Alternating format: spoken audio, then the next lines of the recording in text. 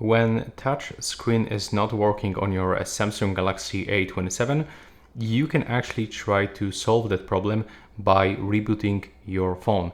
And you can do this by using a volume down button and power key. So it looks like this. You have to just at the same time click and hold them. And right now, just hold them all the time until the screen blinks like this. And now the screen is completely off, as you can see. So in this case, we have to use the power button to reboot the phone.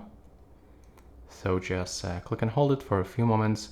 If it is not working, you'll have to just release and try to do this one more time until the Samsung logo pops on the screen. So it actually depends. Sometimes you have to repeat this for a few times, but sometimes it will just start working immediately.